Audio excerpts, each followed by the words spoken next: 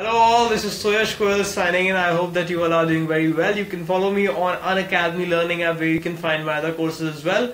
This lesson is on some very interesting words where we'll be talking about their meanings, their usage in sentences, antonyms and synonyms. And I hope that you must have added a lot of new words to your dictionary by going through this course. And here's one more lesson. So please do not forget to rate, review and share this lesson also. And please download our Unacademy Learning app, YouTube. And this is my profile, and here's the link where you can just follow me for my other courses. You can find this link in the description of this video also. So please follow me for my other courses. Also, please do not forget to shoot all your questions, any doubt, any query which you are having in your mind. Just shoot that in the comment box below. Okay. So moving on, let's talk about some more words. And here we have the first one of this lecture, that is taboo. Now, when I'm saying taboo or taboo, then it actually means that something is prohibited for social or religious reasons.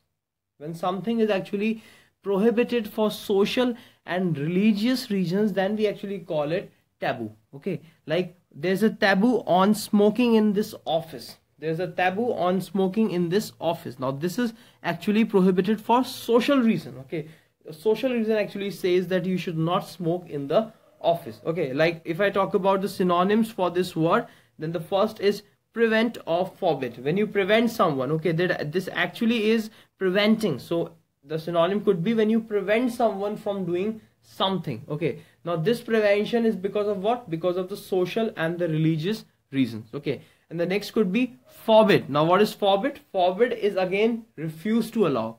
When you refuse to allow, when you ban, when you outlaw, okay, something, someone to do something, then this is what we call forbid. Okay, to just stop someone, to just refuse to allow something.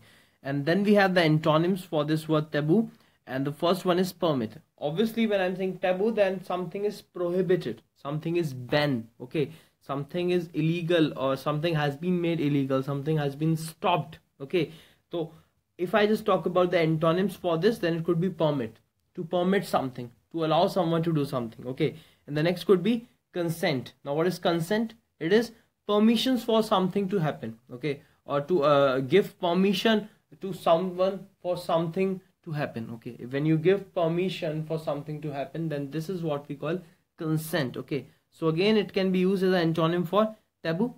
And then we have the next word, that is usurp. Now what is usurp? It means seize and take control without authority. When you seize something, when you take control over something without authority, then by forcibly, then we call it what? Usurp. Okay, like for example, he attempted to usurp the principal's authority. He attempted to usurp the principal's authority. Now he is not the principal, but still he attempted to take control without principal's authority. Or you can say he actually attempted to take control without being in authority. Okay, so what he actually did, without being in principal authority, he tried to take control over that. Okay, so this is what this sentence means. Now if I talk about the synonyms for this word, then the first one is seize. It actually means to take hold of suddenly and forcibly. Forcibly take hold on something, then we call it seize. And the next one is arrogate. Now what is arrogate? It also means to take something without justification, without any sort of justification, to take something, to take over, okay, to acquire, to seize, then we call it what? Arrogate. Now if I talk about the antonyms, then antonym could be restore, to bring back, to re-establish. Now here I'm taking control without authority, and here I am restoring that.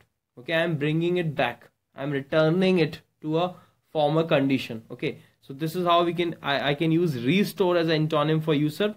And then I have compensate. Then I have what?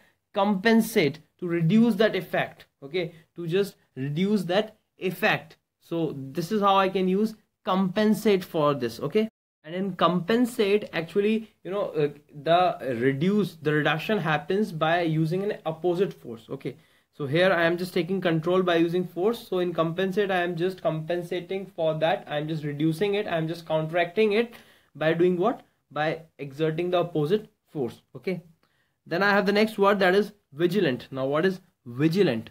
So when I'm saying vigilant, it actually means keeping careful watch for possible danger. Now when you think then that a danger is about to come, the danger is around the corner, you can have the danger soon. And when you are keeping a very careful watch over it, when you are keeping a very careful watch for the possible danger which can actually come, then it is called what? Vigilant. Then it is called what? It is called vigilant. Like the thief was spotted by the vigilant neighbors. The neighbors were actually thinking that yes, a danger could come, and they were actually keeping a very careful watch over it, and that is how the thief was spotted. That is how the thief was spotted. Okay, now if I talk about the synonyms for this word, then the first one could be cautious. When you are very cautious about something, okay, when you are very cautious about something, like when you are very careful about something, that is what we call cautious. The next is circumspect. Now what is circumspect? It means unwilling, to take risk. When you are circumspect, you are cautious. Okay, so that is how we use this cautious and circumspect as the synonyms. And then we have the antonyms for this word vigilant. The first one is careless and casual. Obviously, on one hand, you are very careful. Okay, you are keeping careful watch for possible danger. And as antonym, you have careless. When you are not keeping any watch, you are very careless. Okay, and the next one is casual. When you are very unconcerned, you are not concerned even what is happening or what danger is going to come. You are not concerned about it. You are very unconcerned. Okay, so that time also we use this casual as an antonym for vigilant. Okay, now we have the next one, that is vibrate. Now what is vibrate? Now this is a very common word. It means shaking with repeated small and quick movements. When you have some small and quick movements and a repetition is taking place of that, a repetition is taking place of those small and quick movements, then that repetition is actually called what? It is actually called vibration. Okay, because of that a shaking will take place, and that shaking is what is known as vibration or vibrate. Like the rough road made the car vibrate. When the car actually car was on the rough road, then what happened? Up and down. Because of that, what happened? The car started vibrating. Okay, because of the small and the quick movements of the car tires, the car started vibrating. Okay, so this is how we can use this vibrate. And if I talk about the synonyms for this word, then I have oscillate, fluctuate. When something oscillates. Now if a science student, if any one of you is a science student, then he can better understand this oscillate and fluctuate. What is fluctuate? When the voltage ups and downs, then that is what we call fluctuate.